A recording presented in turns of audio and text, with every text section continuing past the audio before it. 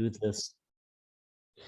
Well, hello, everyone, and welcome. My name is Frank Ruda. I'm the program lead for the philosophy program at the University of Dundee, and I welcome all of you very cordially and dearly to the first event in our speaker series with Professor Geoffrey Bennington, who I cordially welcome. I'm very pleased that we are able to start this semester speaker series with him. I'm just going to say a couple of things before my colleague Oisin Keohane is going to take over and introduce Professor Bennington. I just wanted to tell you, that we will be continuing the speaker series on the 20th of October with Alberto Toscano from Goldsmith University London, and then at the 3rd of November with Claire Colebrook from Penn State. We're financed and supported by the Royal Institute of Philosophy, to who we owe gratitude, and which we, for that very reason, find absolutely wonderful. So what the structure of this afternoon's meeting will be, Oisin will introduce Professor Bennington very briefly, and then after, I say, around an hour of lecture, we will directly dive into a Q&A, and you will be able to engage with Professor Bennington through me. That doesn't mean that I'm your transubstantiation, but it means that you can put stuff in the chat and I will read it out loud, or you can raise your tiny electronic hand, and so I know that you will that you want to speak. The one thing that I need to remark, and this is the last sentence I'm going to say before I shut up, is that we are recording the session. So if you turn on your mic or video camera, we assume that you tolerate being recorded and are okay with it. So I'm very pleased to welcome Professor Bennington. I shut up. Oisin, I give you the floor.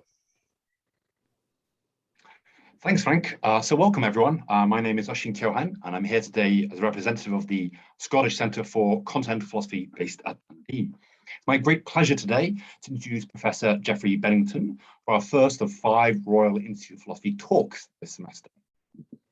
Geoffrey Bennington is the Asa Griggs Candler Professor of French and Professor of Comparative Literature at Emory University in the United States. He previously taught at the University of Sussex from 1983 to 2001, where he founded and directed the Centre for Modern French Thought. In his illustrious career between the UK and the USA, he's become one of the world's foremost Derrida and Lyotard scholars, and one of, if I may say so, Derrida's very best translators. Most recently translating, or rather retranslating, Derrida's Glas with David Wills. He's the author of many books, most recently his 2-volume Scatter project from 2016 and 2021 that examines what he calls the politics of politics, rather than simply what is traditionally named political philosophy.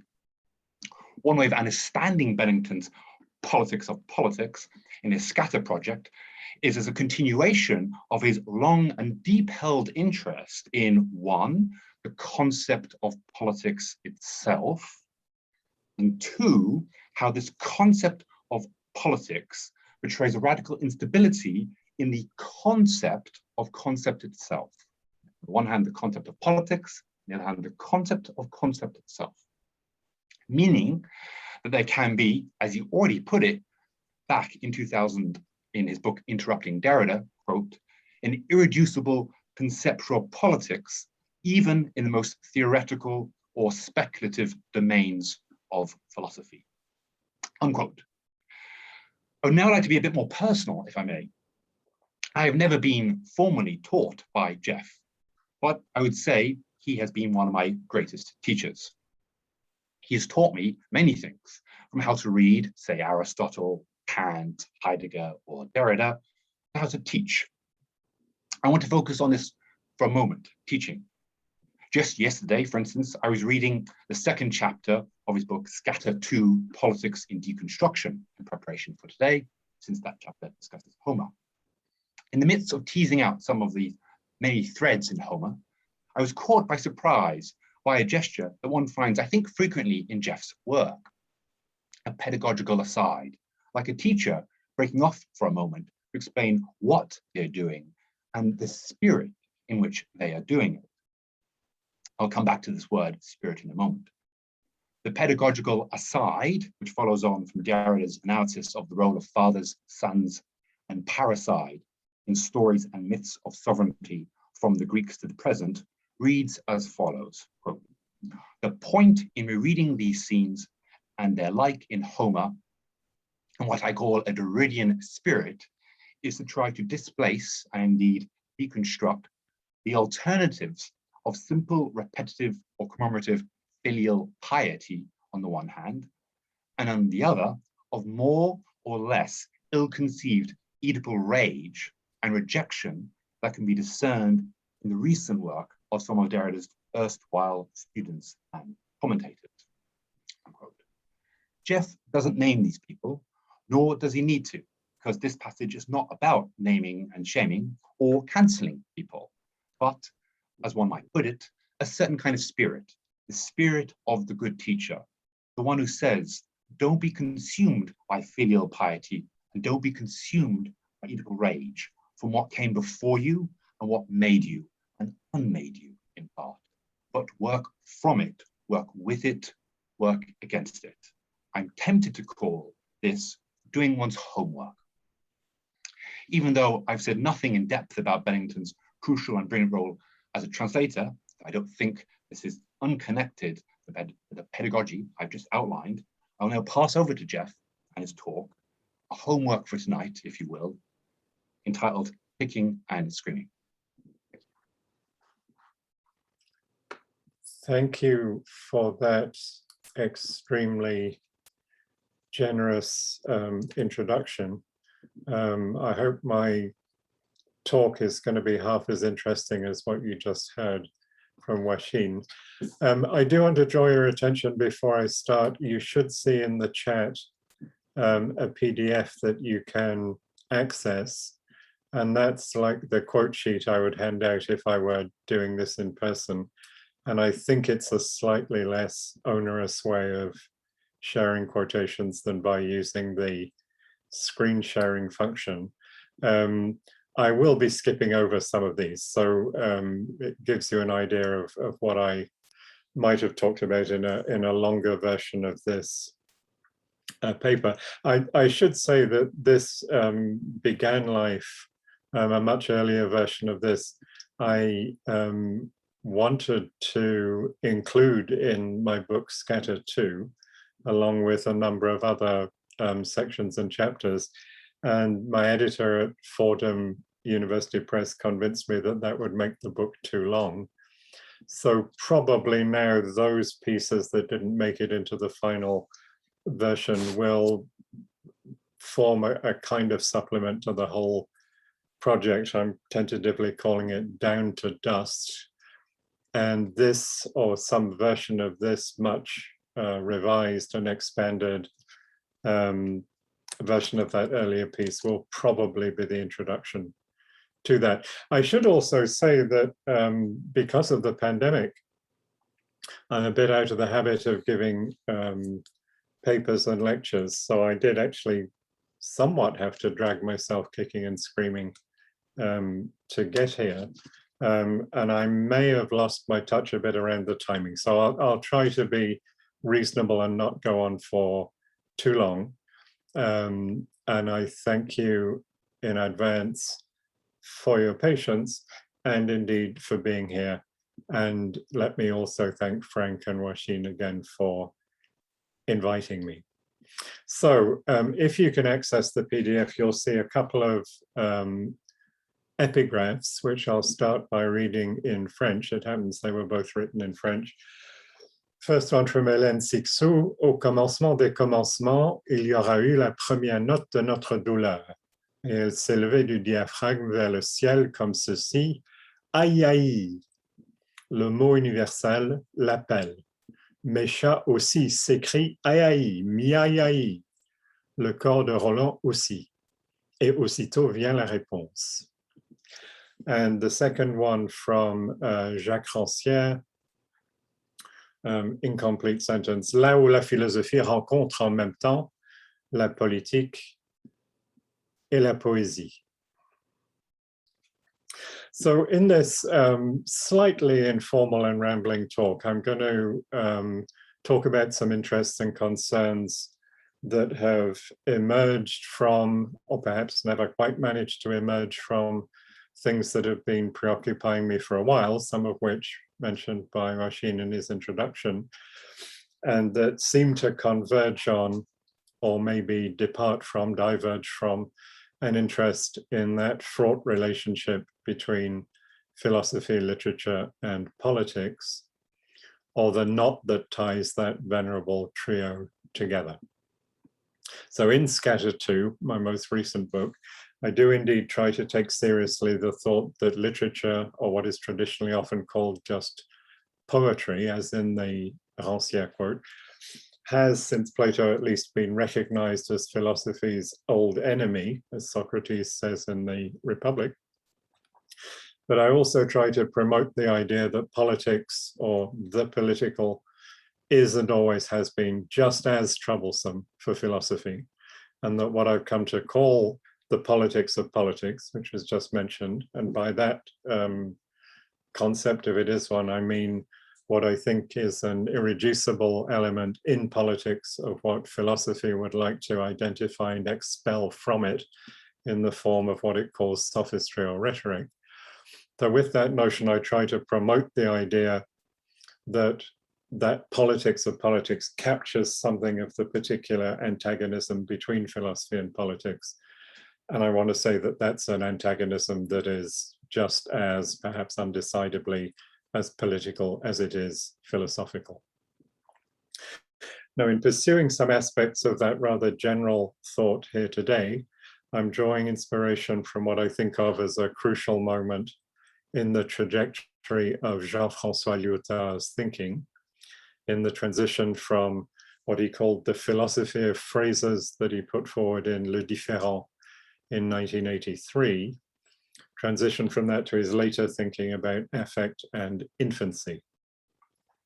And in initially sketching out that transition in a short piece that's come to be known by the title given it posthumously by his editors, The Affect Phrase. Some of you, I think, will know that short piece.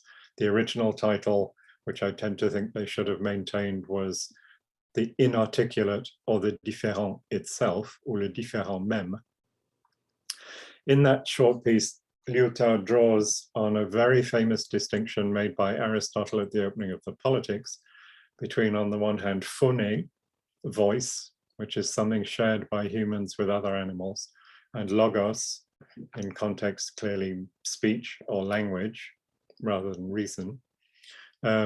Logos, which according to Aristotle is specific to humans and which allows them to be not the only political animals, but more political than any other political animals, such as wasps, ants, bees, and cranes. More political because logos allows for the discussion and deliberation of what is expedient and inexpedient, and thereby of what is just and unjust, and of what constitutes what Aristotle calls the good life, such discussion and deliberation constituting the essence of politics, and indeed, I think, of the good life itself. Phone, associated with the cry of animals, merely signals pleasure and pain, and does not as such enter directly into that deliberation as to the good life. In Lyotard's reading of Aristotle, in which he characteristically plays a little fast and loose with the text he's reading, compared, for example, to Heidegger's much more careful treatment of the same passages in the early lecture course, Basic Concepts of Aristotelian Philosophy. In Lyotard's reading of Aristotle, phone is distinguished from logos as the inarticulate is distinguished from the articulate. And that inarticulacy guides Lyotard's thinking towards a kind of meta-analysis of what the earlier book baptized, coined the word a différent. It's not a coinage in French, the word did exist. In English, a different, I think, as people now say. That itself is always signaled by a silence, or at least by a failure of articulation.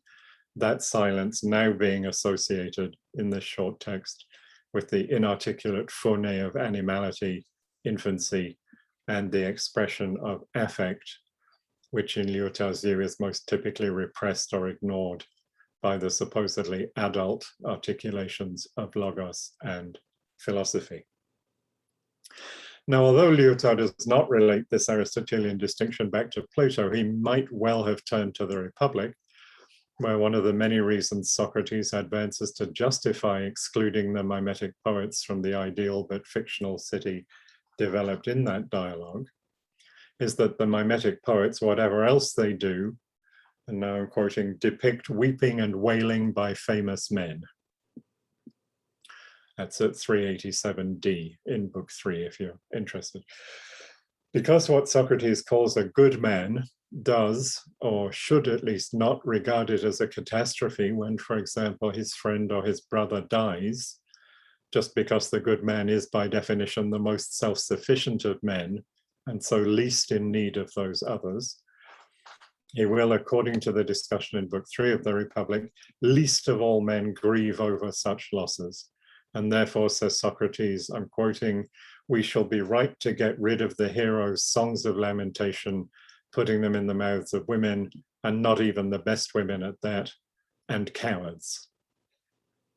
Failing this, before you know it, he says, after giving some choice examples of lamentation from Homer's Iliad, it's mostly Achilles, he's quoting, failing that, our young men will, quoting again, be quite unashamed, making not the slightest effort to put a brave face on it, as they give voice to great songs of grief and lamentation over trivial misfortunes.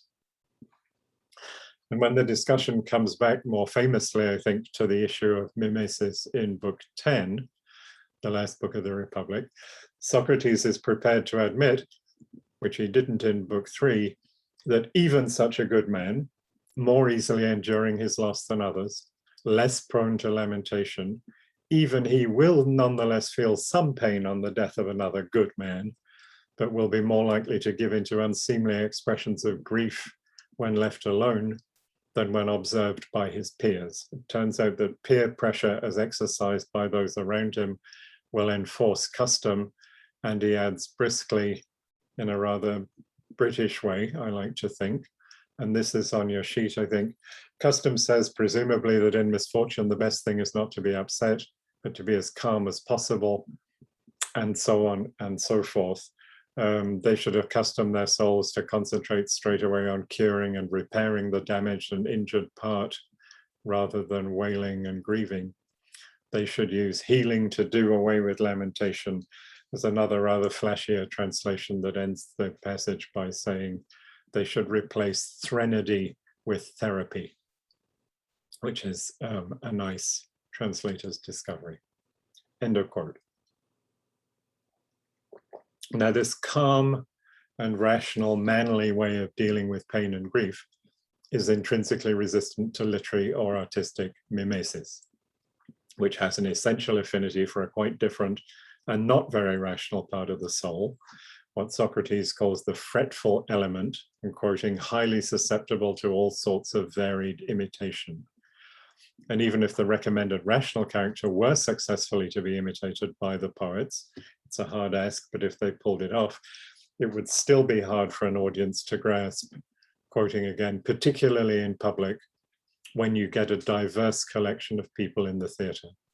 And this diverse collection itself mirroring the varied nature or the diverse nature of the imitations, and indeed the varied or variegated nature of the part of the soul being imitated when lamentation is put on stage, because that fretful element of the soul is already itself variegated. It's a poikilon ethos. This word poikilos, poikilon, is crucial in all these passages for the of the Republic, and indeed elsewhere. Poikilos means diverse, varied, variegated, dappled, multiple, and it's almost always used in a negative way by Plato or at least Socrates. The persistent and organizing analogy in the Republic between the city on the one hand and the individual on the other It's an analogy that I try to argue in Scattered 2 is incoherent. That analogy means that this poikilos element, this manifold and variegated character on the side of grief and lamentation in the individual soul, corresponds to the insistently poikilos character of the democratic regime that Socrates has had a lot of fun lampooning a little earlier in the Republic, a character, poikilos character, that itself maps onto the multifarious character of the so-called democratic individual or democratic man, himself thoroughly poikilos, multifarious, variegated, changing and unstable, or as I prefer to say, scattered, tendentially feminized, infantilized, and bestialized as compared with the kind of straight up rational virility that Socrates is prescribing for the guardians of his city.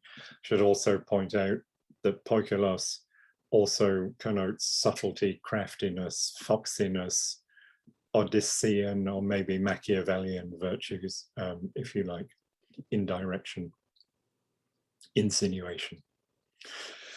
This generalized and unstable antagonism between individual and state, unstable analogism between individual and state, that of course has a very long afterlife in the tradition, allows Socrates in the passage I was just looking at to say that, quote, the imitative poet sets up a bad regime in the soul of each individual, and goes on, if you accept the honeyed muse in song or poetry, pleasure and pain will be twin kings in your city. I'm not going to talk so much about pleasure today, mostly about pain, sorry. Socrates thinks it's not great to do the grieving and lamentation. He also thinks it's not so great to laugh too much.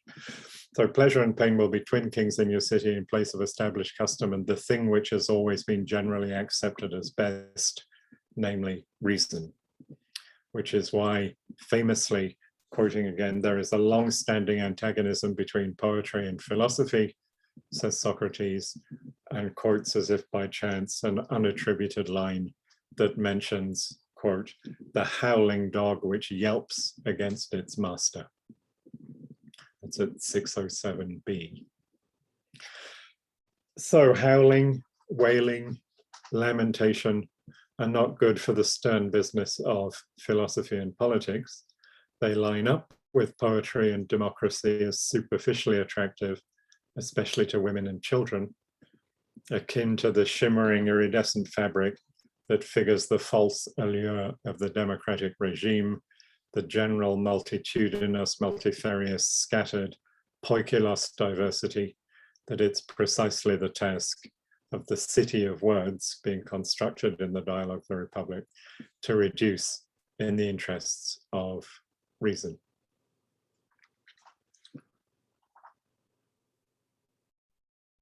Now,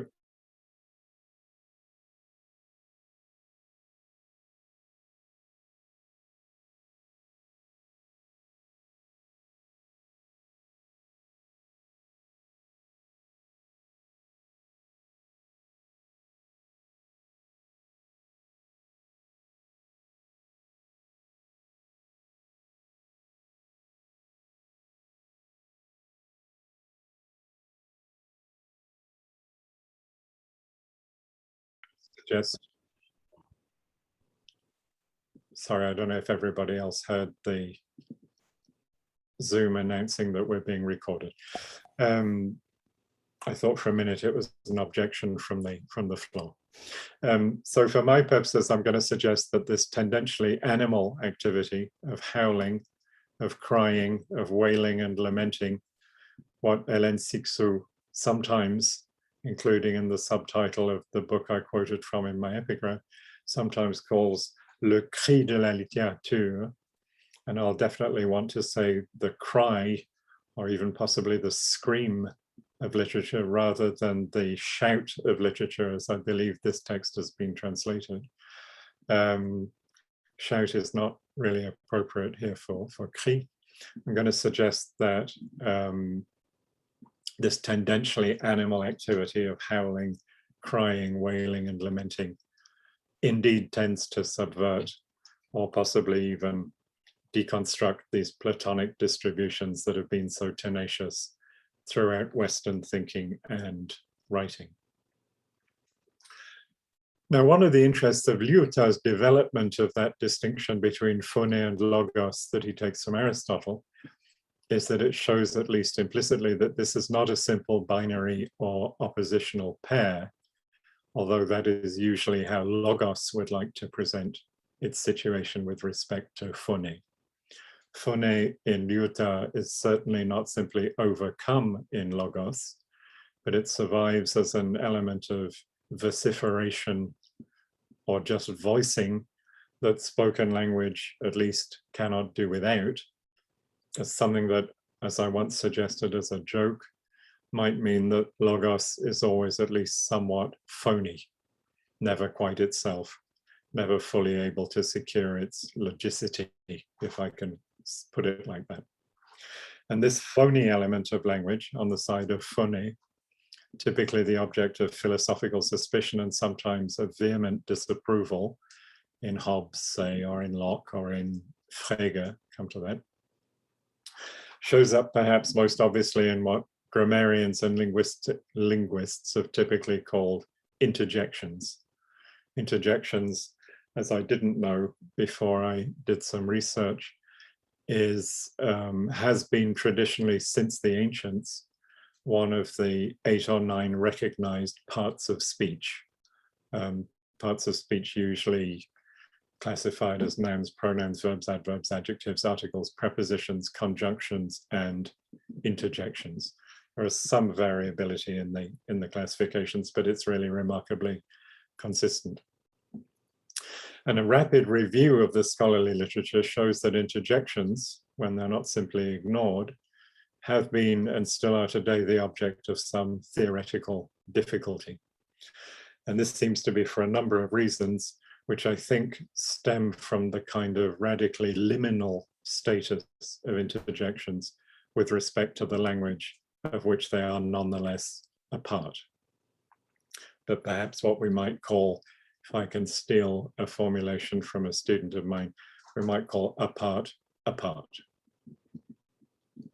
A quick way of approaching the specificity of interjections, insofar as they have one, might be to distinguish them from exclamations, even though interjections are often used exclamatively. But the point of contrast is that any word or phrase in the language can be exclaimed, just as anything that can be spoken can be shouted. But interjections are in many languages most clearly exemplified. They're not exclusively this, but I think they're most clearly exemplified by a smallish group of what one might even hesitate, and what linguists hesitate to call words. I'm quoting now a linguist, little words or non-words. Found another linguist suggesting semi-words might be what they should be called. Little words or non-words, which in terms of their distribution can constitute an utterance by themselves and do not normally enter into construction with other word classes, end of quote. Utterances that often have no clear semantic content or syntactic form, and sometimes do not sit easily within the usual phonemic range or usual written forms of what we think of as the language. So for example, in English, the interjection sh contains no vowels, and so contravenes the normal phonemic rules of English.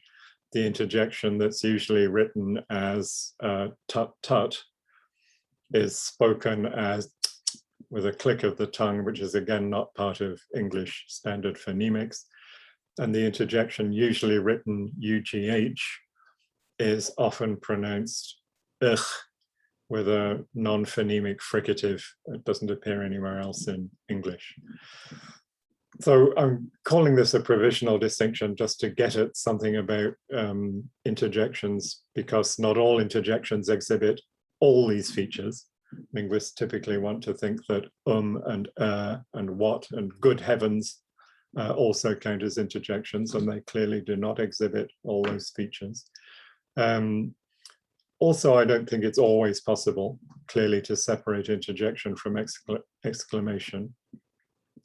But mostly because I'm going to want to argue that utterances in general can always have what I'm tempted to call an interjective virtue that can tend to pull language down to an infralinguistic, tendentially infralinguistic, quasi-animal level. And this is the interjective virtue that I'm interested in associating with crying or screaming. An interjection is an expression of affect, of pleasure or pain, the twin kings that according to Plato will rule the city if we let the poets in.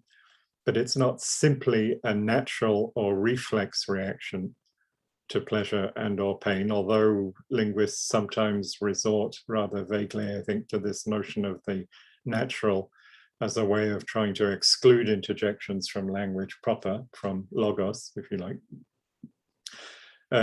They're not simply natural or reflex reactions. My apparently spontaneous and apparently natural cry of pain varies, for example, depending on what language I'm inhabiting at the time.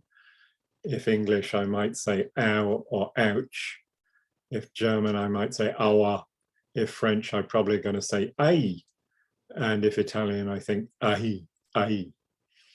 So interjections don't exactly sit within the language in which they're used, but, and this is by reason of what Derrida would call their iterability, they're not simply outside those languages either, in some supposedly pre-linguistic space of purely natural or mechanical reaction.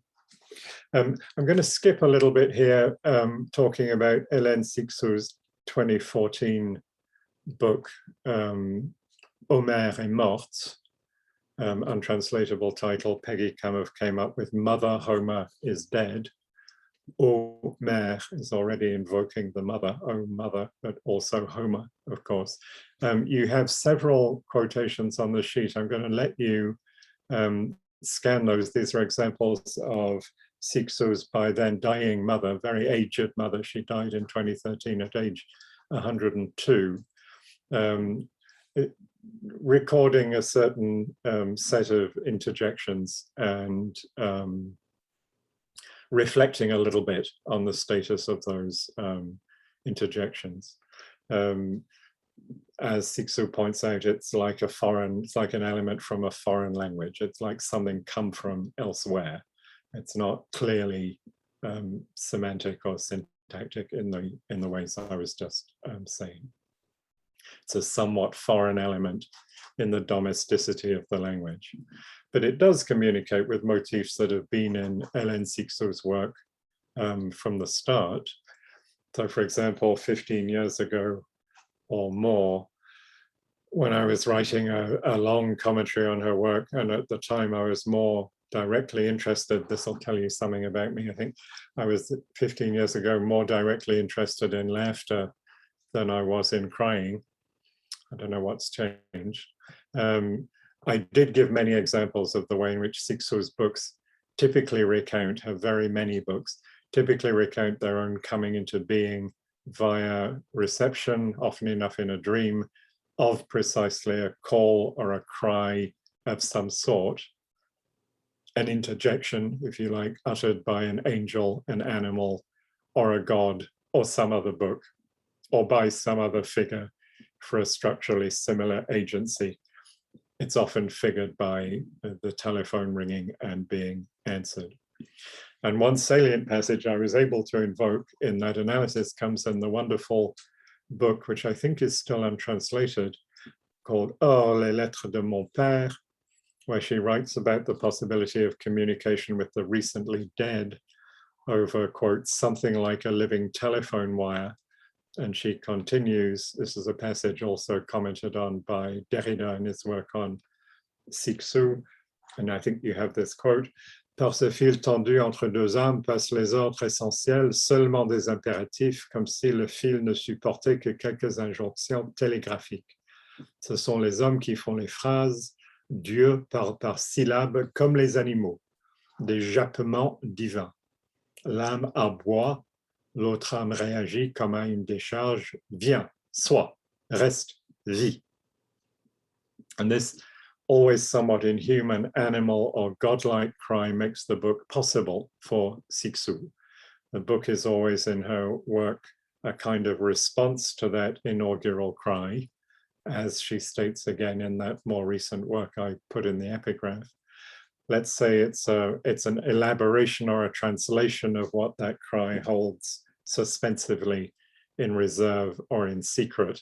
And elsewhere she writes, je suis pour le cri dans tous les cas, les chats aussi crient, on n'a qu'à les entendre, les livres n'arrêtent pas de crier. So I'm in favor of the cry. Again, I think not the shout, the cry. In every case, cats cry too. You just have to hear them. Books never stop crying. Now, this long-standing attention to the cry or the scream in Siksu becomes more focused and particularly focused on a particular cry, the French aïe, or as the title of the book I took the epigraph from, aïe aïe, and not just that cry, but a proper name associated with it, the proper name of the Trojan war hero Ajax, or in ancient Greek, Aias.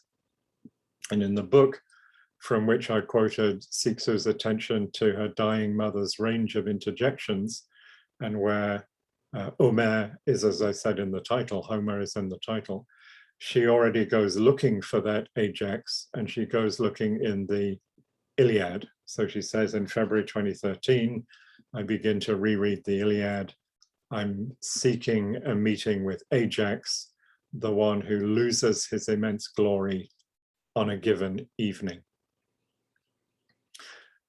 And this is the same Ajax who's the inspiration for that short volume I quote from in the epigraph, Aïe aïe, le cri de la littérature, so aïe aïe, the cry of literature, from which I took one of those epigraphs, as I said.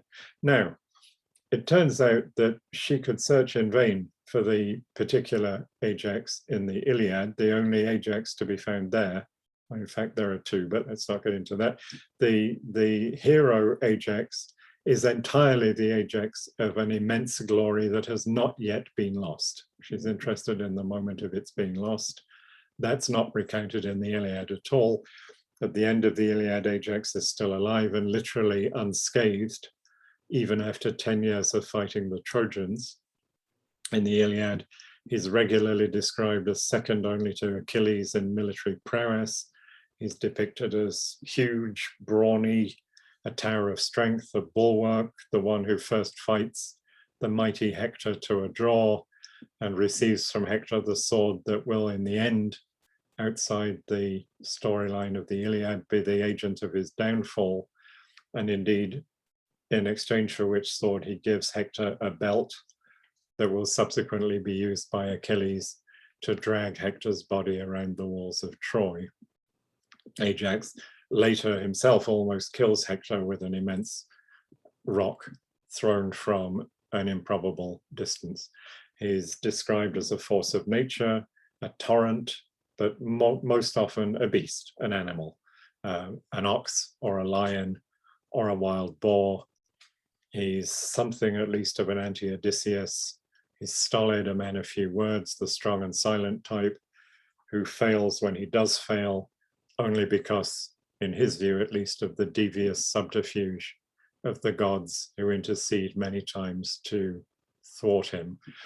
I'll also just jump over here a very brief excursus into Shakespeare's very bizarre play, Troilus and Cressida, where Ajax is regularly associated with animal qualities, lion, bear, elephant, but also presented as the blockish Ajax, the dull, brainless Ajax, the lubber Ajax, a very horse, as one of the characters describes him, a very land fish, languageless, a monster.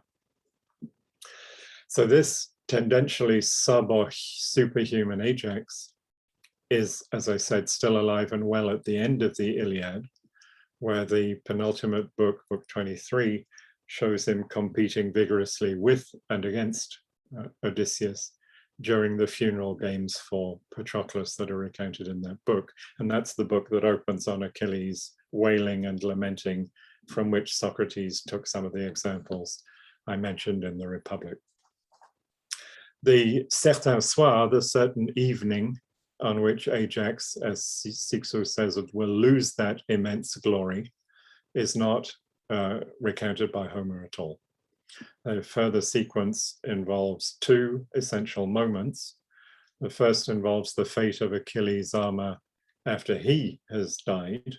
That also is not recounted in the Iliad, the famous Achilles' heel moment. And for this moment, I'll rely on Ovid. Sixou mentions Ovid briefly in this context. And the second moment, the certain evening to which Sixou refers where the immense glory gets lost, is the subject of Sophocles' very peculiar tragedy, Ajax, which is what I will be concluding with today. So first, a little Ovid. After recounting the death of Achilles to an arrow fired by Paris, that famous Achilles' heel moment, Ovid opens book 13 of the Metamorphoses with an account of the debate between Ajax and Odysseus as to which of them deserves to inherit Achilles' armor.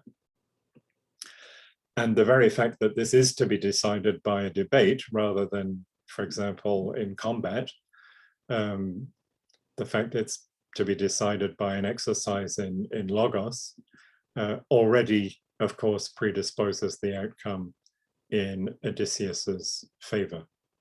And indeed, Ajax, I think you have this quote, begins by pointing this out. Yes, it's far more safe. I'm quoting Alan Mandelbaum's translation. You have the Latin as well for those who like that. It's far more safe to fight with lying words than with one's hands, but I'm not at ease with speech, and he is not the one for deeds.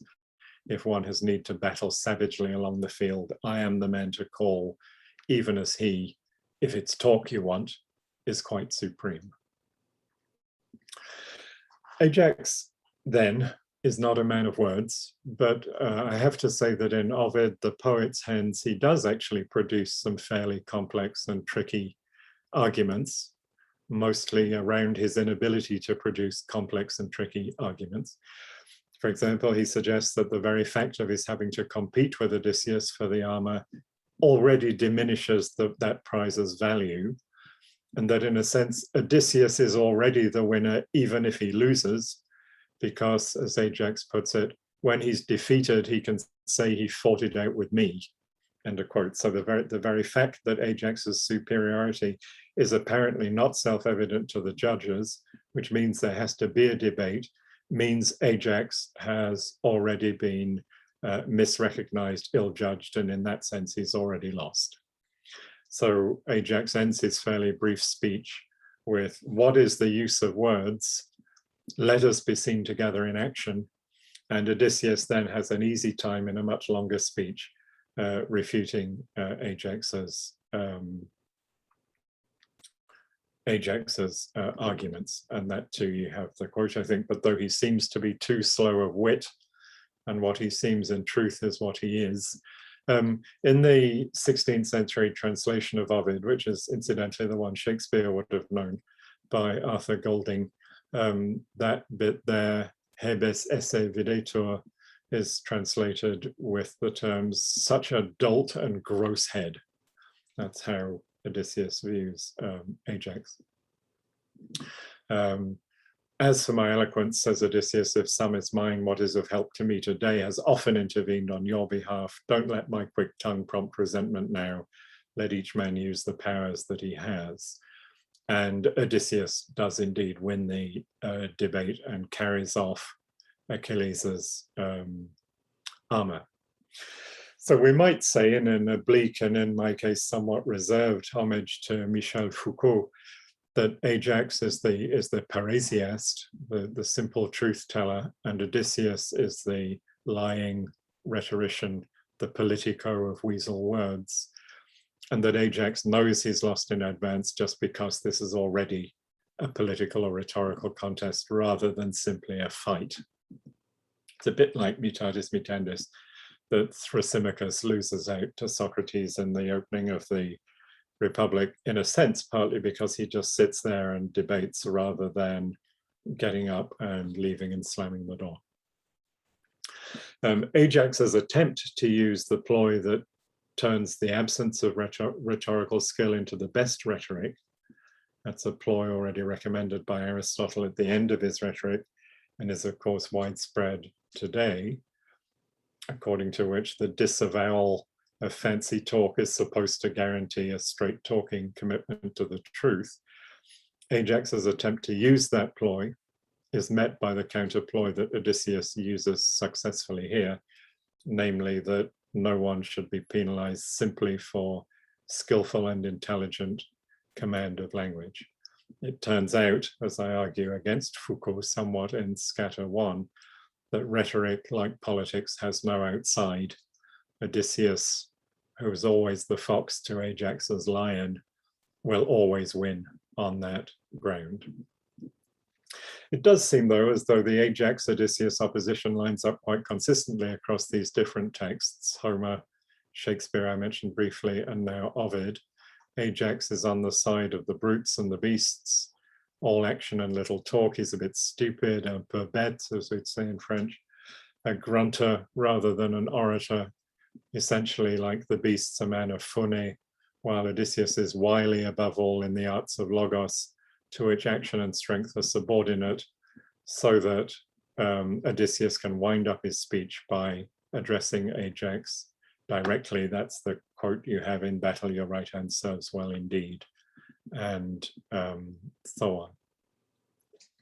But what really fascinates Sixou in Ajax has not yet happened, nor is it directly available in Homer, nor really in Ovid. In Homer, Ajax does reappear in book 11 of the Odyssey, I should say, not the Iliad, in which he's still too angry about the outcome of the debate for Achilles' armor to want to talk to Odysseus at all. So there's nothing to see there. And in Ovid, he reacts immediately to his losing the debate, just a few lines after what we've seen, by stabbing himself to death there and there, then and there on the spot. But in Sophocles' play Ajax, which is what I'll end on today, there's a presupposition of some further knowledge of the Homeric story, even if it's not recounted in at least the extant Homeric texts. Sophocles presupposes that the audience knows the following chain of events from the legend of the Trojan War. And it goes something like this. Ajax is furious with the Greek leaders more generally, essentially Agamemnon and Menelaus, after they decide to give Achilles' armor to Odysseus rather than to him. And he's so furious that he sets off alone at night, bent on killing them all. He sets out to kill Agamemnon, Menelaus, Odysseus, and any other Greek leaders. But the goddess Athena, who's always, as we know, on Odysseus' side, darkens his mind within, as she puts it, to match the darkness outside. And in a crazed frenzy, Ajax slaughters the sheep and cattle that have been captured from Troy, because in his madness, he believes them to be the leaders of the Greek army. So unlike in Ovid's version, where Ajax's fury at his loss of the armor leads to immediate dramatic suicide, here it's only after the cloud is lifted from his mind that Ajax, experiencing something it's hard not to call shame at what has happened, plants the hilt of his sword firmly in the earth and falls on the blade. He's dead halfway through the play, and the remainder is taken up with the question of whether he should be buried or not.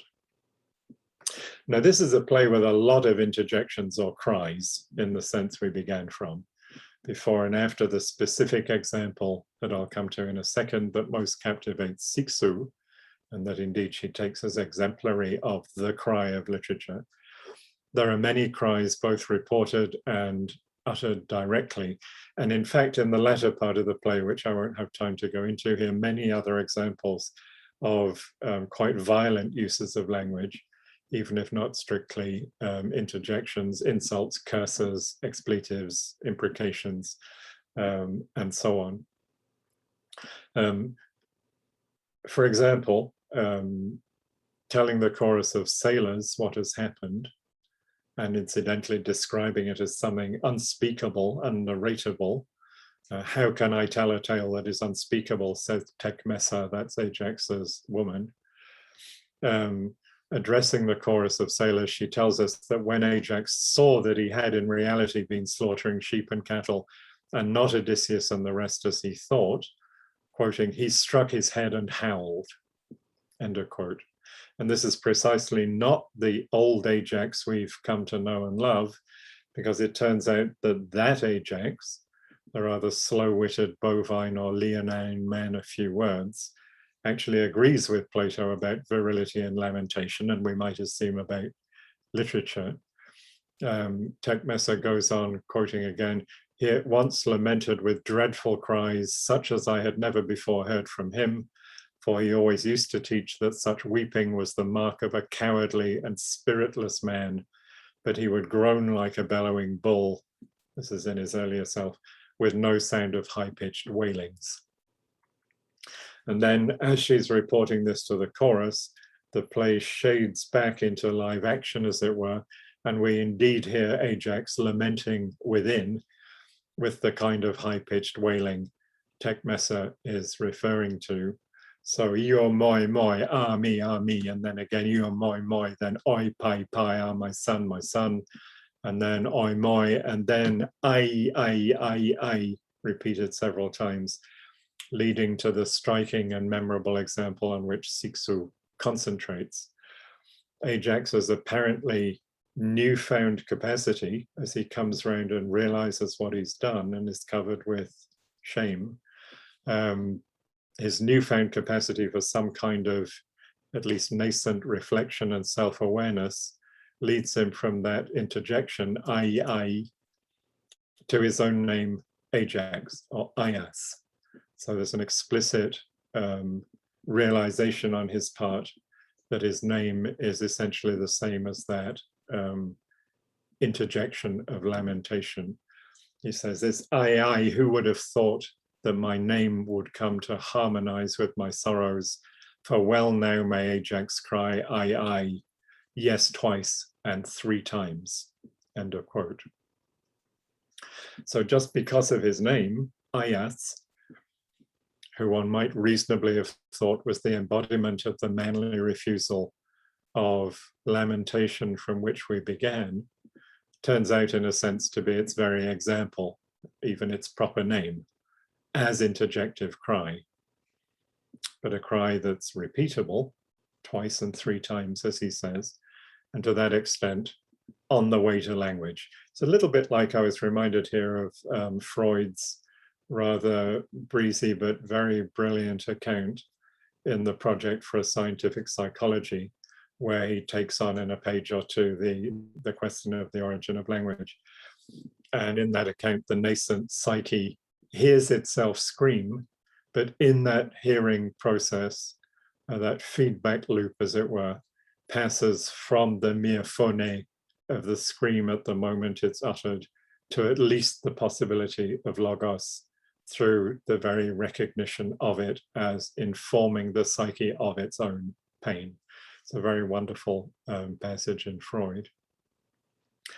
Now, it's tempting to think, and I think people reading this play have often thought, that Ajax is transformed and in the end humanized by his episode of God-induced madness, his frenzy, and that the new practice of lamentation and identification with that is a sign of that change. I think this would be too hasty a reading. After he comes to himself and makes the connection that we've just seen between his name and his fate, as it were, Ajax is still instructing his people, this is before he goes off to kill himself, to break his son in by his father's harsh rules, and still dismissively associating weeping and lamentation with women. For the fact remains that what Ajax is lamenting is not that he slaughtered a lot of animals and a couple of herdsmen who barely merit a mention in the play, nor that he was fully intent on slaughtering a lot of his erstwhile allies. There's not a trace of any feeling of guilt in Ajax's response. What he's lamenting is that he's been exposed to the ridicule and shame of being seen to do something ludicrous and even comical in acting like a crazy person and torturing animals, for example. He kills himself not, as in Ovid, out of righteous anger at the outcome of the debate about Achilles's arms, but out of shame that he's made himself look ridiculous, as I say, by thinking the sheep he was busy torturing and slaughtering was the Odysseus he would still happily see dead. He hasn't changed that opinion at all. So rather than see in the experience of shame a newly humanized Ajax, I think we have to see in the convergence of his name and his cry an event that's not really psychological, but rather linguistic, and to do with what we might a bit portentously call the birth or the origin of literature. The fortuitous, apparently fortuitous convergence of name and interjection at the level of the signifier is the event here. And that event is powerful enough to transform Ajax, who seemed to be the poster child for anything but literature, into, for Siksu at least, into the occasion for literature itself. And also perhaps the occasion of what my own subtitle today equally portentously calls the birth of politics. After Ajax has had his moment with the cry and the signifier and the name, and then fallen on his sword, the rest of the play, pretty much half of the play still remains at that point, is taken up with a quite intense debate about whether he should be granted burial according to the prescribed rituals. Ajax's brother Teucer on the one hand, Agamemnon and Menelaus on the other, have a quite violent argument about this.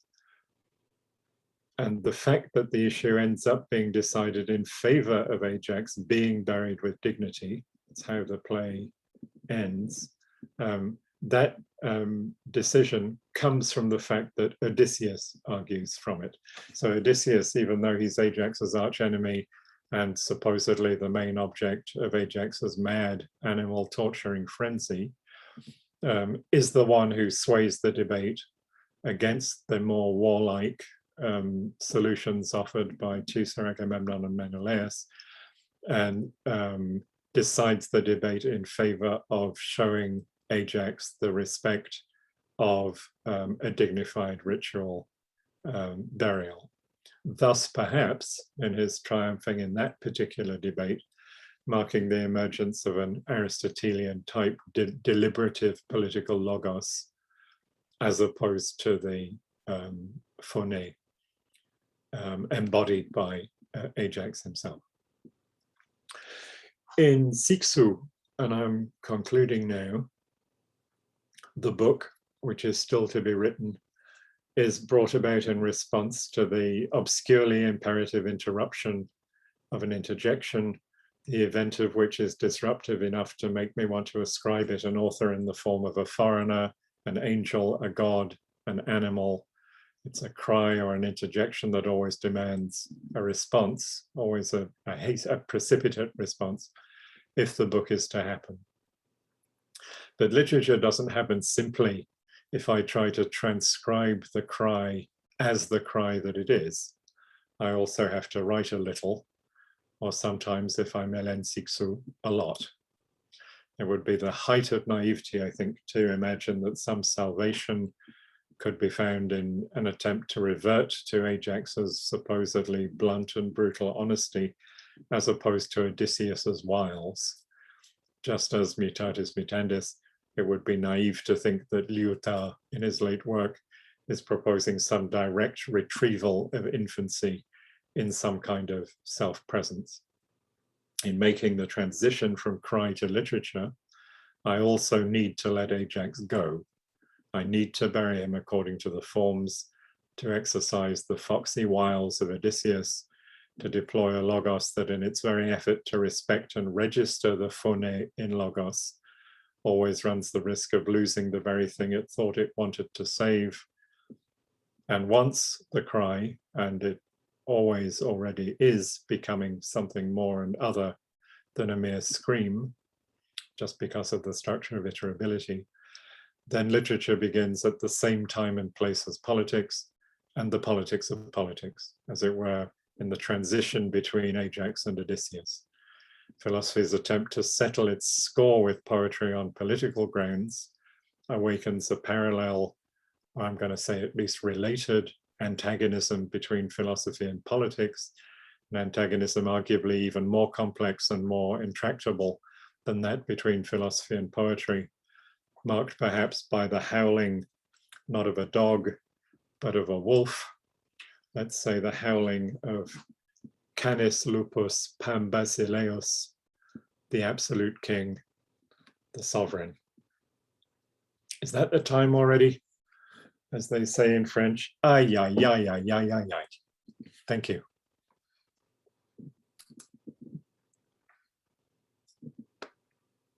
Wonderful. Thank you so much, Geoffrey, for this absolutely amazing and very thrilling talk. As I said beforehand, everyone can put questions in the chat or raise their tiny electronic hand so that I can then give you the words and the floor, and you can then maybe, out of courtesy, just turn on your camera and your microphone so that we can interact more directly. While you're thinking about what to ask and what to bring to the discussion, maybe I can kick the discussion off with a one thing that came to mind while listening to you. Could one? I mean, I was wondering if one could also say that the dynamic you described does not only point to the birth of literature and the birth of politics, but maybe also to the birth of economics or economy. Because if I understand correctly, the distinction that Rancière draws upon and that comes from Aristotle between, let's say, meaningful speech and the animal distinction of using sounds, right, for indicating pain and pleasure, must be complicated, because there is a way of, let's say, losing. Aristotle describes it as if it were just a loss of meaning, but sometimes something is gained through a loss. This is how I understood parts of your claim. One could say there is this Jewish joke that you might know, where someone enters a train and sits down in a compartment, and next to him there's someone who, after this train departs, starts to repeat every 30 seconds, "I'm so thirsty. Oh God, I'm so thirsty. I'm so thirsty." And after half an hour of that, let's say, acoustic torture, of that lamentation, the guy gets up, leaves the compartment, buys a bottle of water, returns, gives the guy who was complaining the bottle of water, and he shuts up for a minute. And then he says, "Oh boy, I was so thirsty," and he keeps on going on forever. So why I'm bringing up that joke is because there is enjoyment in loss. There is something, right, which is gained through loss, and there is a whole, let's say, discursive structure that is that a whole economy that is applicable to that kind of dynamic. So would you say that you're describing something like that, which wouldn't necessarily mean that there's an economy, right? An economy of how to administer and how to organize one's own losses. Does it make sense to you? Somewhat, let me put it that way. It's difficult for me. Economy is a difficult concept. I tend to understand it, philosophically speaking, in a Derridian sense. So when Derrida says classically in his earlier work, it's not that there's an opposition between life and death, it's more that life is an economy of death, something like that. So it's a more complex way of trying to figure what he claims, at any rate, is traditionally presented as a binary. And there's definitely something of that in play here. I think already in Aristotle, even if we read Aristotle without the help of Lyotard and without deconstructive instincts, there's something really fascinating about that relationship between phone and logos, which is not straightforwardly oppositional. And part of the measure of its not being straightforwardly oppositional is that it doesn't map onto political, apolitical pairing. So there are other political animals.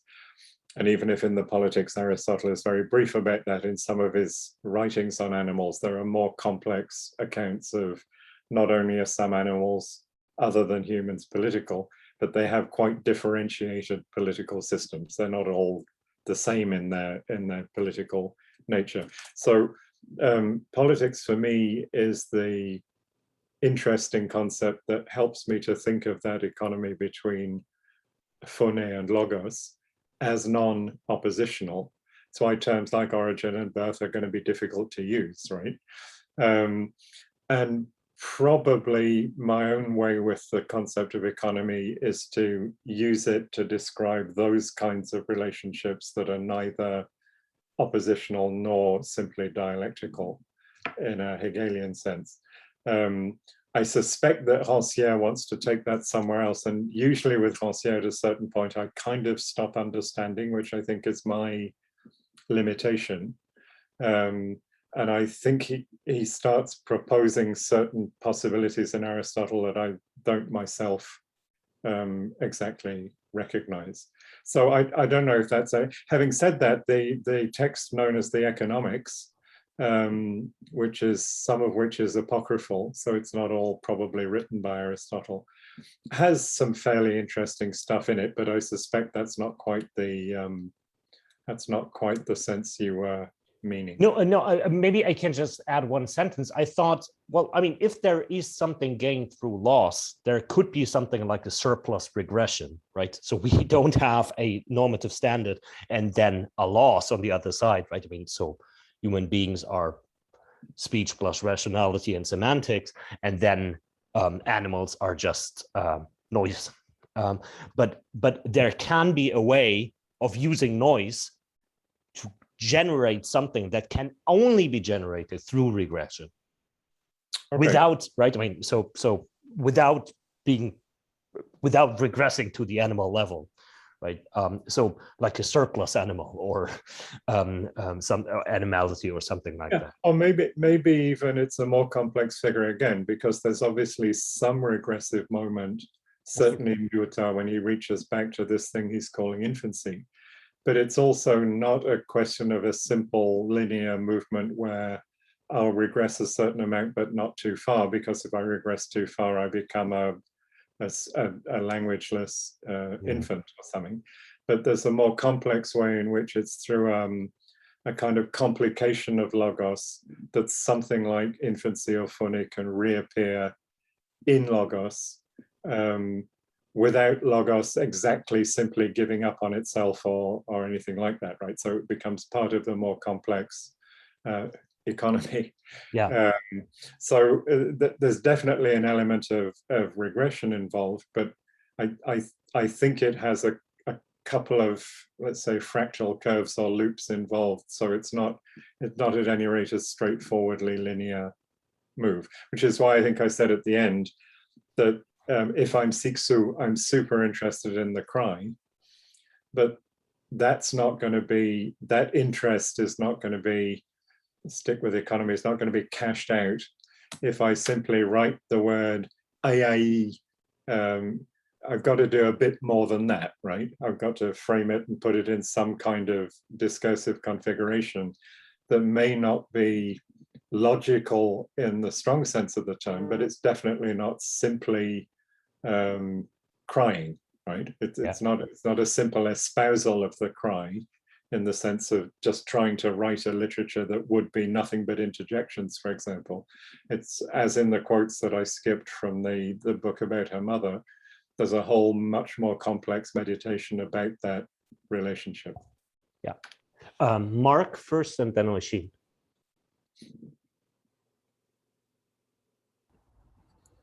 Hey, Mark. Hi, thank you for that.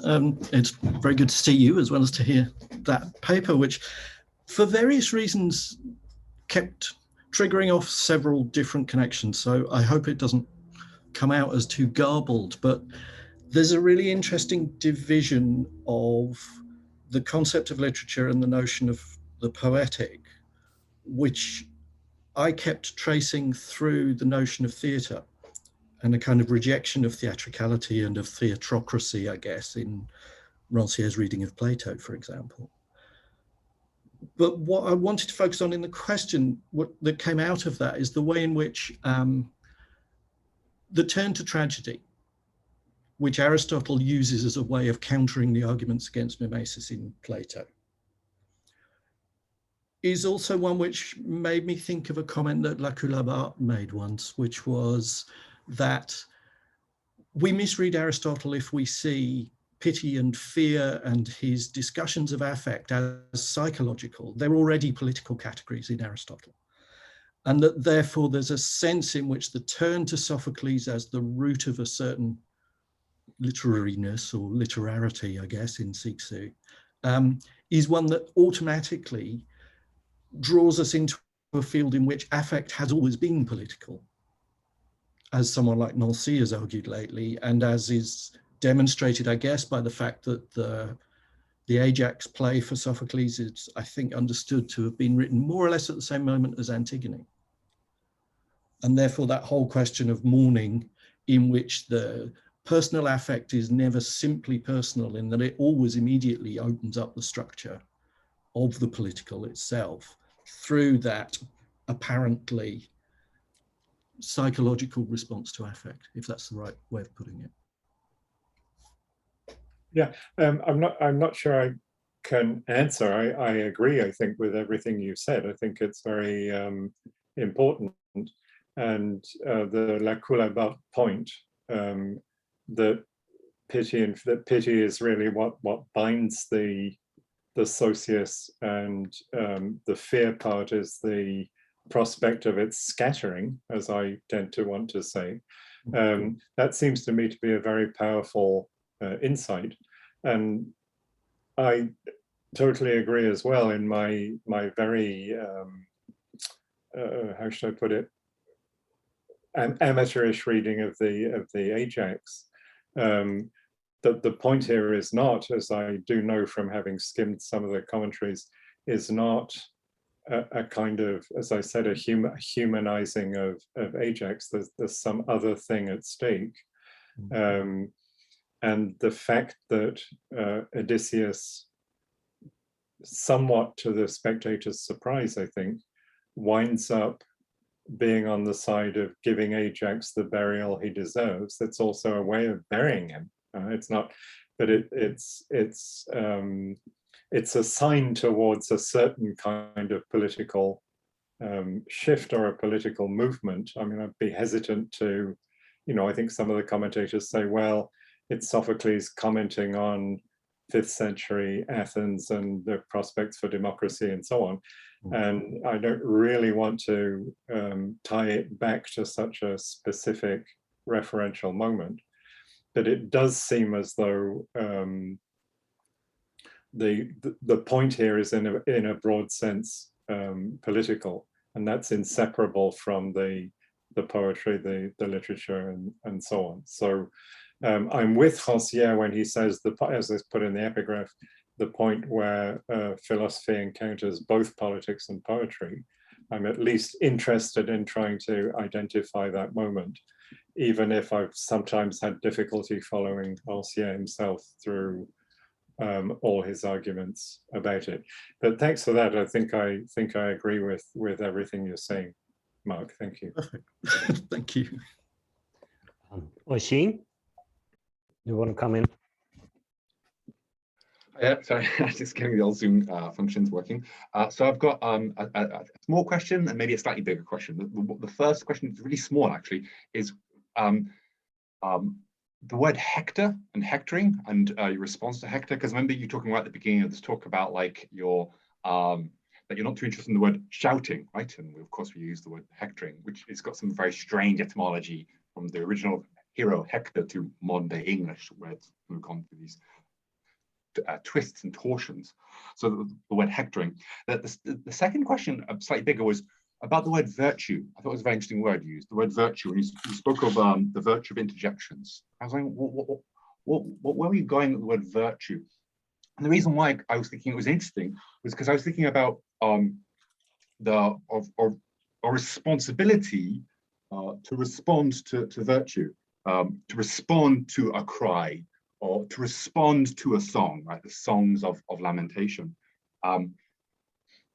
So I was thinking, for example, in Sophocles' play, right? Sometimes Ajax sings, and his soldiers speak back to him by speaking, in iambic argument. They don't sing back to him. So he sings to them, and then their responsibility is not to sing back or not to cry back. And I was kind of interested in that thing of like, when we refuse almost to cry back or to sing back, or when we join in, of course, or when we respectfully listen, right? When it would be wrong to either, join in or to refuse it. I was thinking of, for example, my own work in the South African TRC. Linguists often use this phrase, which I imagine you might not like for good reasons, which is paralinguistic, right? They call this stuff the crying, the paralinguistic stuff.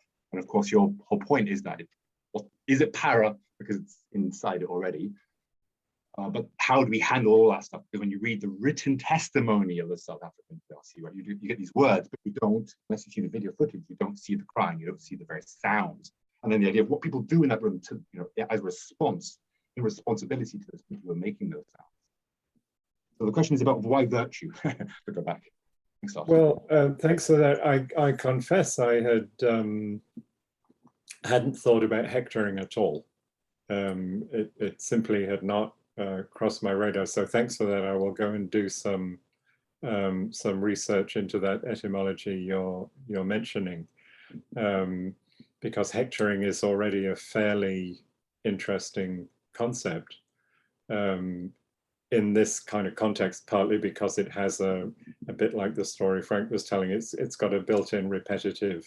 I don't think you can hector with a single utterance, right? It has to go on, in a sense, has to go on and on to constitute hectoring. So I'm probably going to need to look at that a little bit more carefully, and whether there's more one could say about the relationship between, for example, Ajax and Hector.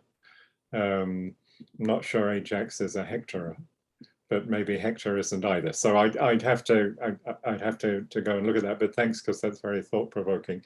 The virtue, I was using the word at least less in the standard ethical sense and more in a Machiavellian sense, I think. So virtue in the sense of power or strength. And there are a couple of winks to Machiavelli in the talk, partly because of the link one can draw between Odysseus and an Odyssean view of politics and a Machiavellian view of politics. So I was really using virtue in a kind of almost note to self kind of way in that way. However, having said that, you're absolutely right. Both, I did not know that the concept of the paralinguistic was used in that particular context of the TRC. So I'm interested in that.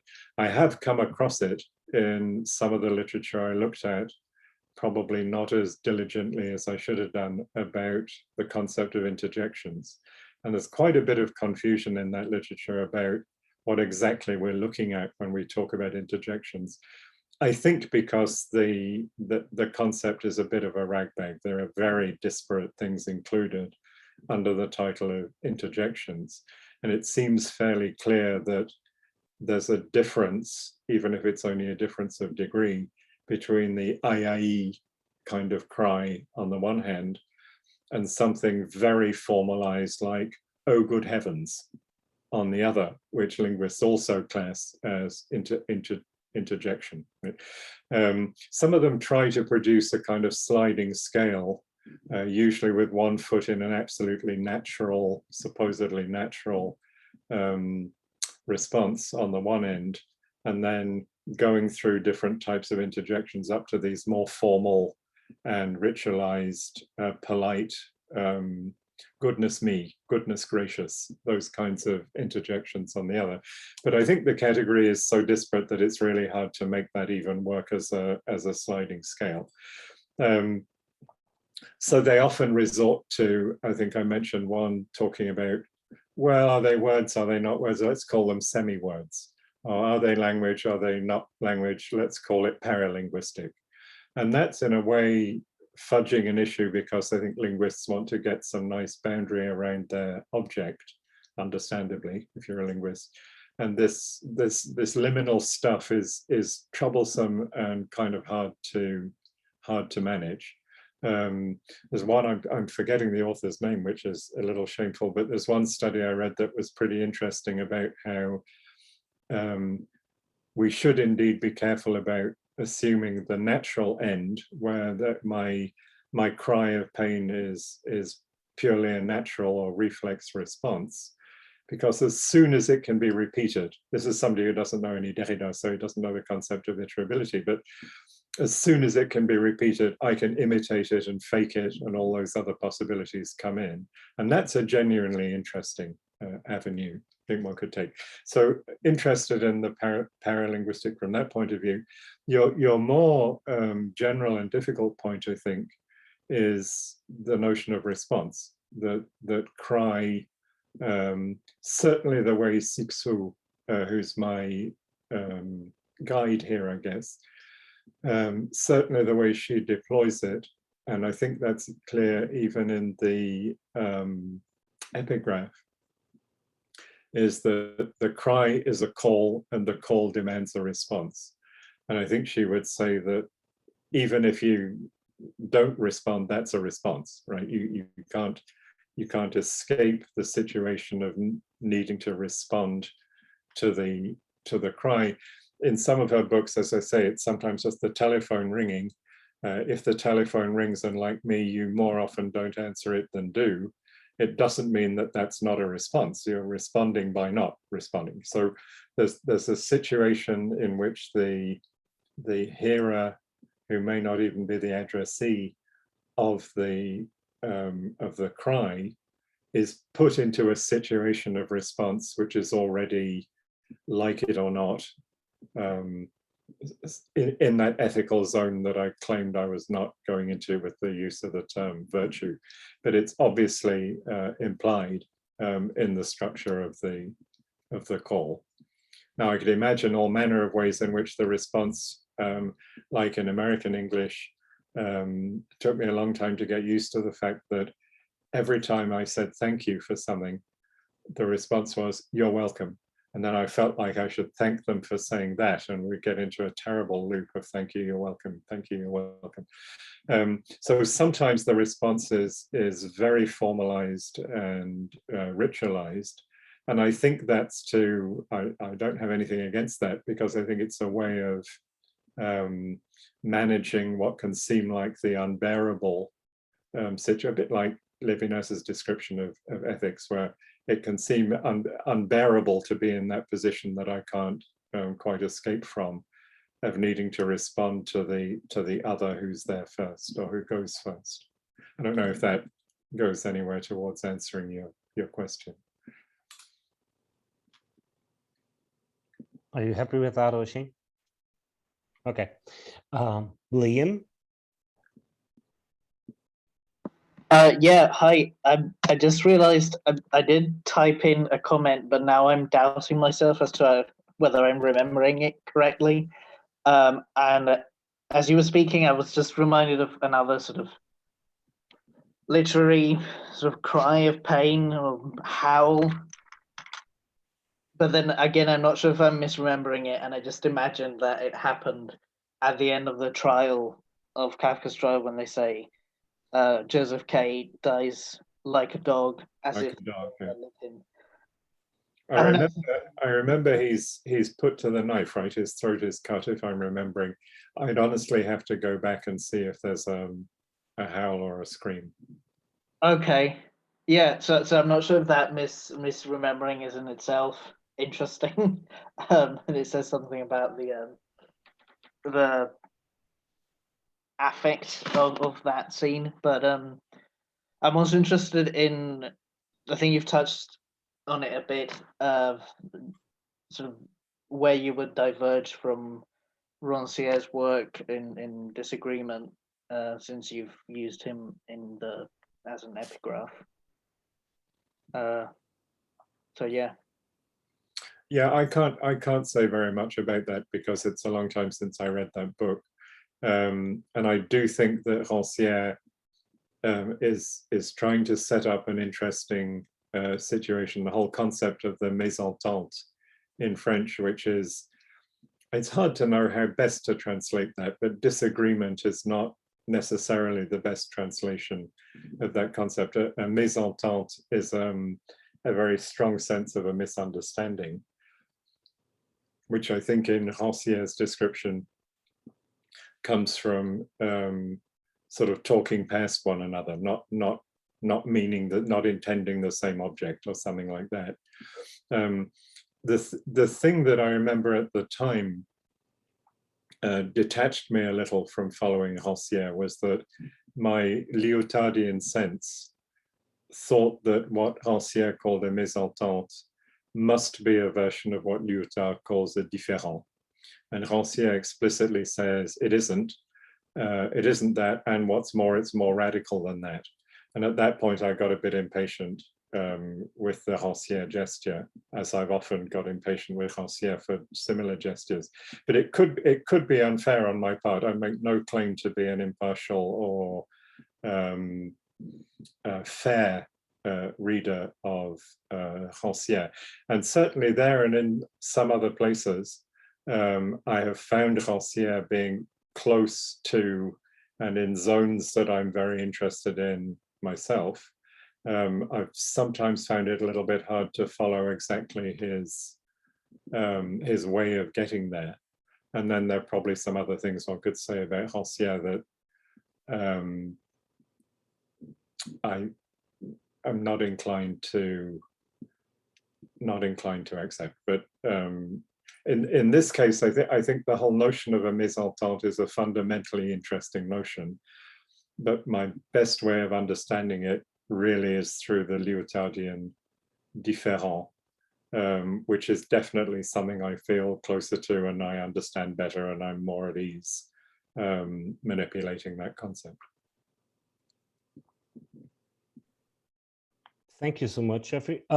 So is there anyone else who wants to raise a question? I just have one minimal point I'd like to raise vis-a-vis Rancière, and I think one thing I'd like you to expand on a tiny little bit.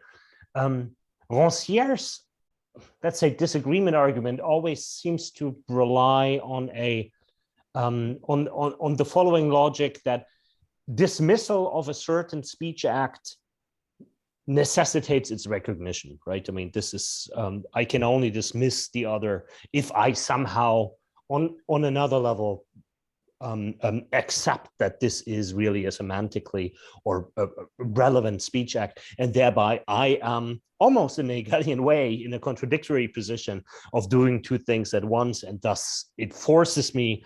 This is why Axel Honneth even can like Jacques Rancière, surprisingly, and he does, I think, up to a certain extent. But I think the logic of the interjection that you're describing is more radical than this, if I'm understanding correctly, because even though something similar seems to happen, there is a suspension of the semantic level, but there is semantics in it, right? And I was wondering, how far can one, so let's say in a written text, is a dash, could that be an interjection? Right, I mean, just a sign where nothing, there is no equivalent in just like spoken discourse. Could that be, I mean, literally it's an interjection, right? I do know you have a particular interest in yes I like the dashes, yes I do. dash. and you're right that the interjection. Let's be cautious how we say this, but I think you were cautious about it. It suspends without exactly suspending the semantic realm, and that's part of the reason that linguists have difficulty with it, because some of the interjections they talk about, like the goodness gracious ones, seem as if they've got some fairly solid semantic stuff going on, but then these others, which are most typically the ones that don't even fit in phonemically, like sh and those strange elements, those seem as if endowing them with any kind of semantic plenitude is a perilous move, right? So some linguists are going to say absolutely not semantic. At most, we can say something pragmatic about what's going on. But I do think that there's something intrinsically interesting about that liminal, radically liminal status, because as you say, it's not that there's no meaning or meaningfulness or at all. It's not just noise. It's also, in Aristotle, there are distinctions which I forget the Greek terms, but phone is not just noise. He has a different term for noise. Some animals make noises, like some fish make glooping noises. That's noise, it's not voice. And I think even crickets rubbing their back legs and making that whirring sound, I think for Aristotle that's sound or noise, but it's not voice. So to the extent that it's voice, it's got at least a beginning, which Aristotle thinks is merely to signal pleasure and pain. But there are some fairly interesting things in the Heidegger commentary on that complicates that a little bit, and about what that involves. But it's not really semantizable. And the thought would be that literature, and this, I guess, via a different route, you could look to somebody like Blanchot. You might want to say that literature is aspiring to get back in an interesting way to that moment just before, the just before moment where the cry or the interjection has not got a settled semantic value, but it's calling in the way that Wasim was saying for a response, and that response is not going to be interesting if we decide it's just noise. So I think that liminal kind of not quite syntactic, not quite semantic, not quite language, and yet it kind of that's what makes it of interest to thinking about literature at any rate. Thank you so much. The dash, I think, yes, absolutely. Okay, Thomas was just putting in the chats a question. Let me read it. Says, would you be able, sorry, my cursor drives me mad.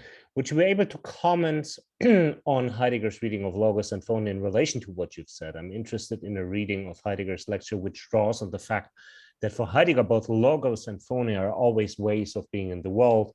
They share the same ontological root as they're both in the world. Perhaps pain or pleasure reveals how Logos and Phony are already bound together at this same ontological level. Does that make sense? Yeah, I think that's an interesting question. And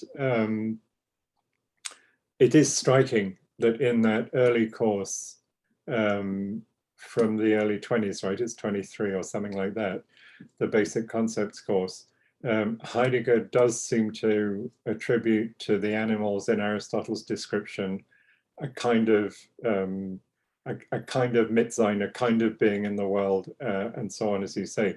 Of course, then we'd need to read it against, and I have not done this work. I read these things separately from each other, and I haven't put them together. The whole poor in world argument about the animal in the slightly later, the 30-ish course on world finitude, solitude. And exactly how that plays out, whether there's a shift, whether it's a more let's say, open and generous reading of animality in the earlier course that then is being somewhat restricted or closed down in the world, finitude, solitude course. That's something I would need to go and look. Thank you. Mark, was that a hand that I saw? Do you want to come in again? It was a hand. I didn't want to leap in if other people wanted the first go at questions, but I will while they're thinking. In terms of the elements that we've just been talking about, I was beginning to wonder, there was at various points in your paper, I was expecting the notion of speech acts to come through more strongly. And Frank brought that up in his question, which reminded me to come back to that. Because one of the problems with interjections seems to be that it sits in a very uncomfortable relationship with the classifications that speech act theory would want to make. In particular, that classic distinction between the constative and the performative, where the list of possible interjections that you gave included things like curses, which would normally fall under, in Austin's version at least, straightforwardly performative or illocutionary force.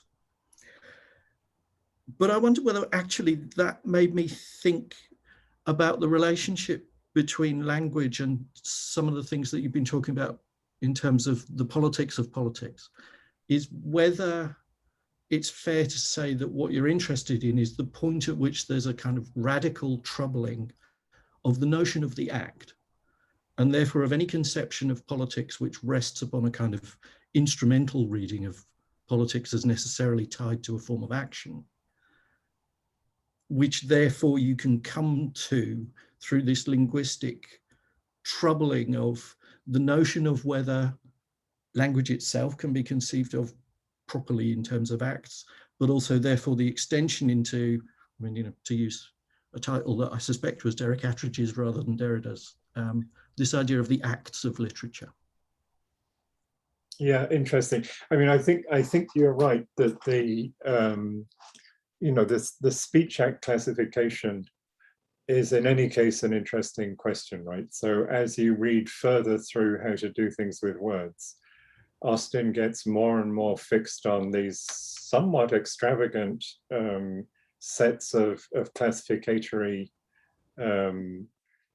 boxes that he wants to try to classify things in, and it seems as if something has got lost from the initial perception, which hinges on the thought that not only are there some special kinds of speech acts called performatives, but there's a performative dimension to any speech act at all. And that's already not a classificatory remark. That already troubles the distinction between constative and performative, right? If all constatives have a performative dimension, then the classificatory urge is already going funny. And I think it's true to say that whatever Searle would say about Austin just dying too young to get it finished, that taxonymic frenzy, in a sense, as the lectures proceed, is not Austin's friend. This is not going to help us. This is getting tied up on weird little grammatical issues, whereas the main insight was that that's not what it's about, right? So I think once you decide, and I think this is definitely in Austin, it's not a Derridian invention, it's definitely in Austin, that there is this performative virtue, I'm going to say, to speech acts in general. Then it's not going to be a question of classifying performatives as over against something else. So the thought would be, and this is something that Derrida seems to have a light bulb moment about in the Force of Law lecture around about 1989 or whenever that was, where he says, I think for the first time explicitly, that even the most constative of constatives has the implicit performative, believe me when I speak to you, I'm here telling you the truth when I say that, you know, the kind of I hereby those, and that gets him into that whole later zone of his thinking, which is much more interested explicitly in ethico-political questions, and so on. So I do think that that's an interesting thing. And what I saw in the literature I read was that the attempt to deal with interjections in a classificatory speech act way did not seem particularly helpful. Then, of course, just to stay on the Derridian track, which I wasn't on in the lecture really, there's the very late moment, almost like another light bulb moment in Derrida that doesn't seem to happen for another 10 years or so, where he says, you know what, I'm bothered about this performative thing. You know, I've really liked this performative thing. It's helped me a lot. It's what, I don't think he ever says it quite like this, but it's on my reading, it's what got him where he got with force of law and what came after that. But then he says, but the problem with the very concept of the performative is that somewhere it's rooted in a kind of ipseity in the I can, and then the whole action problem is going to rear its head again. So what Derrida is then going to do is move back more to the response situation. So it's less that I masterfully and in my tendentially sovereign way can by performing the performative. It's more that I am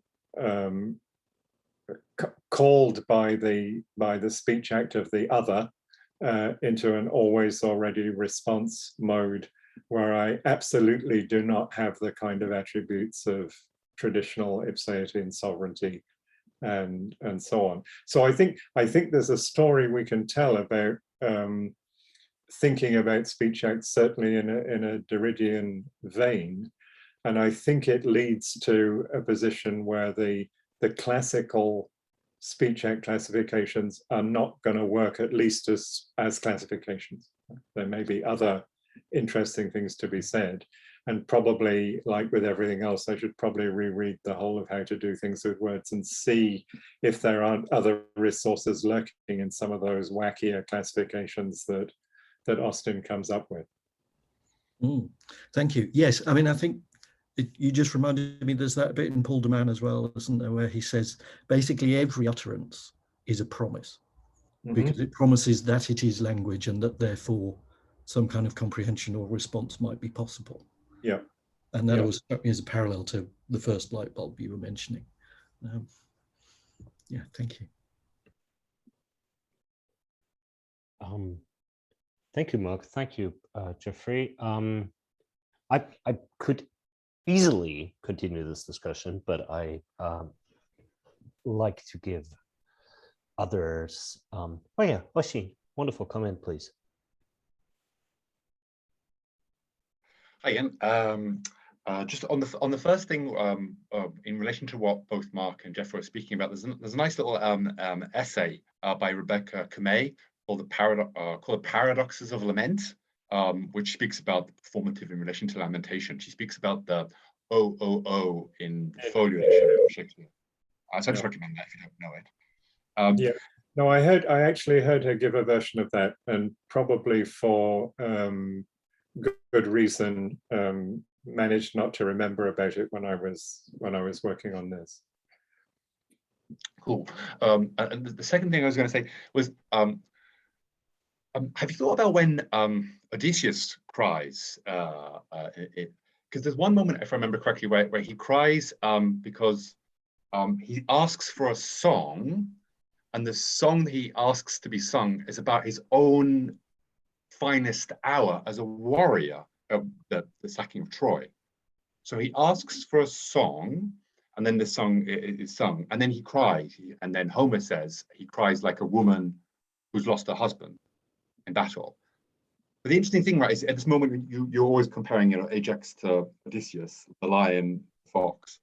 You've got the fox, Odysseus, asking for a song, but a song where what the topic is, the content, the theme, motif of the song is being a lion, right? It's military prowess, being a great warrior. But then the result of that being a great warrior is to make him cry like a woman who's lost her husband in battle. Yeah, that's very interesting. I'm guessing that's in the Odyssey, right? That's after he's got back and he's still in disguise, and so I'd need to go and look at that. But that's a really fascinating configuration, I have to say. And it sounds like that's going to be worth my thinking about some more, because of course Odysseus, one of the specifics of Odysseus is that he is also a warrior. So he cheats and lies and uses ruse and indirection and so on throughout. But he definitely can hold his own, right? So when in the funeral games in book 23 of the Iliad, he has two competitions with Ajax, who's the one, of course, I was focusing on for now. One is wrestling, and one is racing. It's a running race. And in the first one, they actually fight to a draw, because although Ajax is bigger and stronger and more leonine, Odysseus, who, as far as I remember, does not receive any divine intervention from Athena at that point, knows the tricky holds and moves. So he's still being tricky and foxy, but he can still hold his own in a literal combat with a lion, as it were. It's not done by evasion or anything like that. The second competition between them is the running race. And there, Athena does intervene and causes Ajax to slip and fall into a pile of dung. So he's soiled with cow dung that's left from the slaughtering of the cattle for the funeral pyre and the sacrifices and so on. And the people laugh at him. He's made to look ridiculous again. It's almost like a precursor of the moment where he finds himself to have been ridiculous in slaughtering the sheep and cattle, thinking they were the Greek leaders. In this case, though, it's explicitly Athena who helps Odysseus out, because he's not quite up to the physical challenge. So there's a way in which part of Odysseus's trickiness is that it's not just that he's endlessly foxy, as it were. He can also put on a pretty good lion when he needs to. Exactly what the object of his nostalgia or his thinking back to his finest moment, I'd be really interested. I'm going to go and check that out and see if he's specific, whether he's talking about what happens after Troy has been breached and in those parts that are not recounted directly in the Iliad, or whether it's just a more general, perhaps you remember, if it's just a more general, oh, I remember the time when I was also a great warrior, and now I'm an old man, or now now I've been through all these trials and tribulations in order to get home. But that's a pretty interesting episode. I'm going to need to go and check that out. Thanks for that. Just add that also that complicates Machiavelli's lion fox thing, because if I remember from Derrida's reading of that, right, in The Beast and Sovereign, he talks about how for Machiavelli the fox is superior to the lion because the fox can pretend to be a lion as well as be a fox, but the lion can't pretend to be a fox. Yeah, the lion can't do it. It's like, Ajax cannot do the Odysseus thing. So whatever his virtues, and he's presented as fundamentally unbeatable. He's been at Troy for 10 years in vicious combat with all manner of heroes. He doesn't have a single scar on his person. So Ajax is the absolute lion in that sense.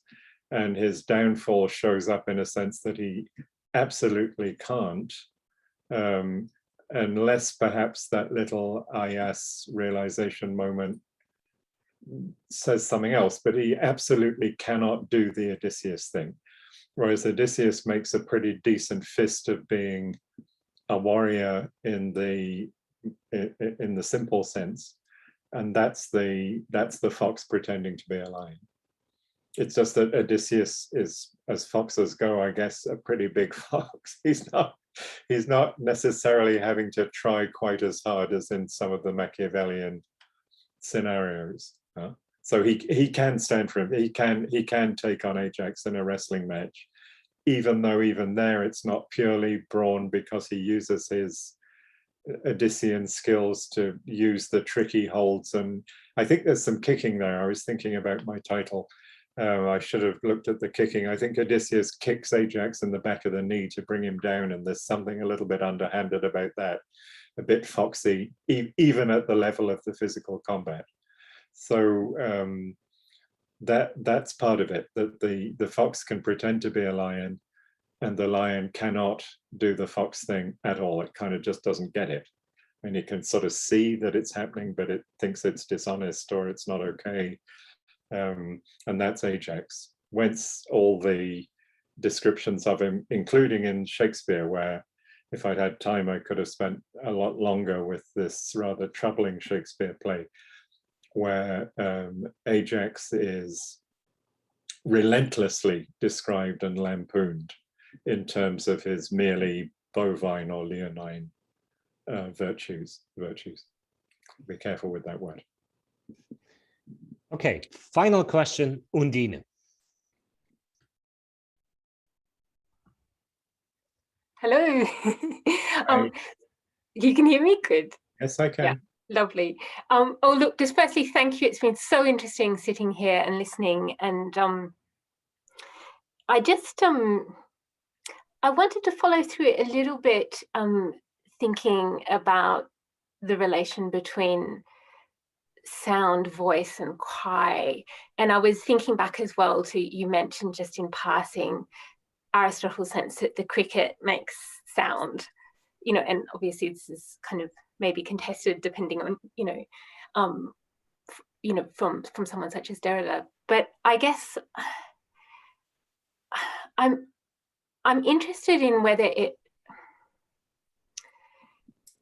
so if I understand you correctly, at that moment of the cry, which is this liminal kind of place where there's a responsiveness, a certain performativity, or a kind of wobble or wriggle room in which is not yet in the realm of voice.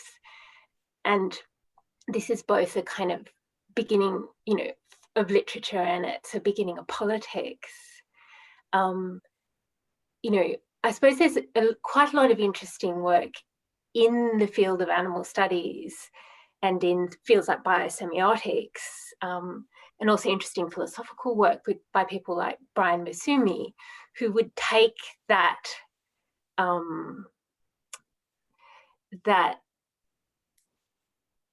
effectual expression that has built into it a certain kind of responsiveness or even self-reflectiveness, emerging, as something that runs right through to the simplest kind of instinctual animals. And I know this is in a sense left of field of your paper, but I guess I just wonder how much, because that takes, that would take politics, out of the realm of the human, Yeah, no, I'm all for that. So first thing is, I don't think politics is restricted to the human. I was glossing Aristotle, but yeah. I wasn't, as it were, endorsing that.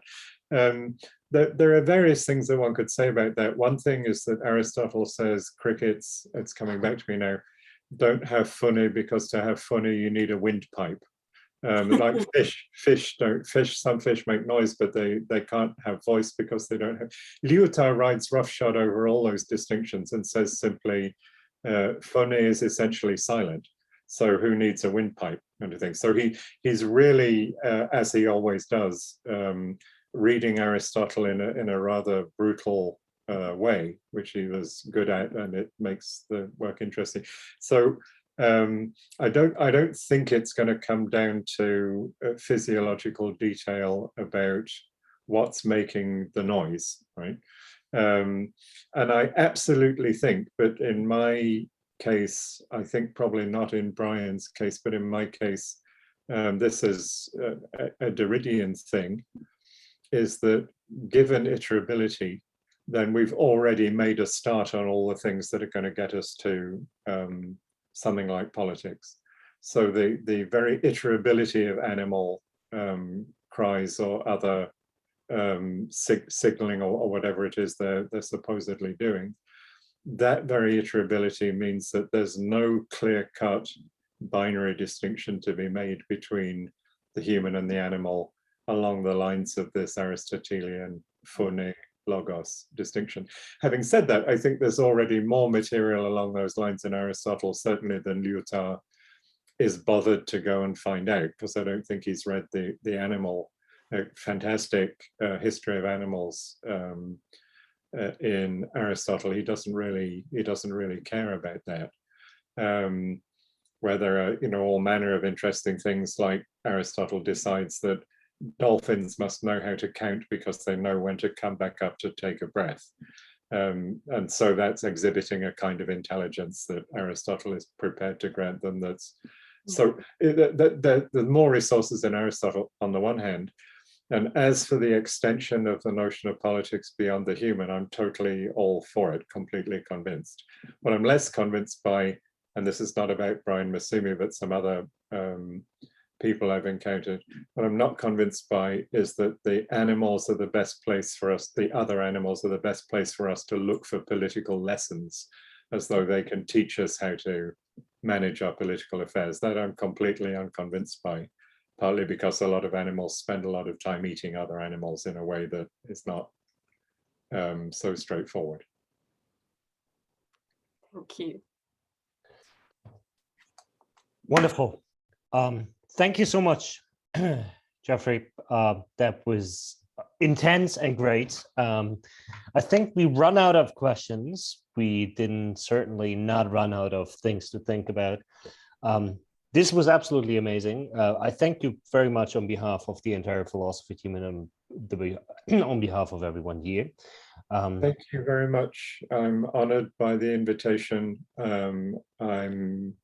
As I've been saying to my friends since the pandemic, I've been a little bit off my work, the way one says of an animal that it's off its feed, and I think the pandemic is to blame for that. So it's been nice to come and do an event and get some serious interaction and dialogue. So thanks very much for that opportunity.